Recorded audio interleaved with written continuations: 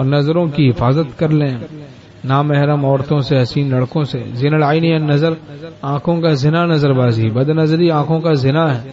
یہ معمولی گناہ نہیں، ایمان بالکل کمزور ہو جاتا ہے۔ کتنا ہی بڑا کوئی شیخ کامل ہو، بد نظری شروع کرے گا ایسی تیسی ہو جائے گی، نہیں چھوڑے گا تو شیطان بن جائے گا، نہیں چھوڑے گا تو وہی جو بزرگی اس کی شیطانیت میں بدل جائے گی۔ یہ ایسی خطرناک بیماری ہے بد نظری کی۔ تو کسی عمر میں اور کسی بھی مقام پہ پہنچ کے یہ حلال نہیں ہو جاتی بد نظری۔ نظر کی حفاظت کرنی ہے، تقوی سے رہنا ہے، گناہوں سے بچنا ہے۔ ہمارے حضرت حکیم الامت تھانوی رحمۃ اللہ نے فرمایا، اپنے متعلقین اور احباب کی خاطر جو مشائخ اپنے معمولات میں کوتاہی شروع کر دیتے ہیں، معمولات میں، تلاوت میں، ذکر میں، چند دن گزرتے ہیں کہ وہ ان کا باطن کوڑا ہو جاتا ہے، ان کا باطن خالی ہو جاتا ہے۔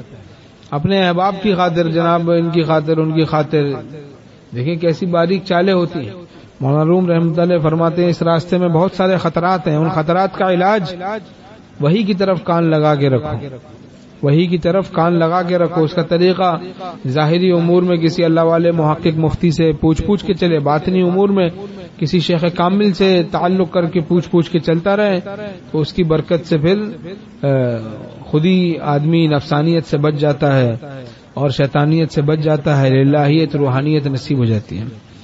تو نظر کی حفاظت کر لیں اور دل کی بھی حفاظت کریں، دل میں گندے خیالات نہ لائیں۔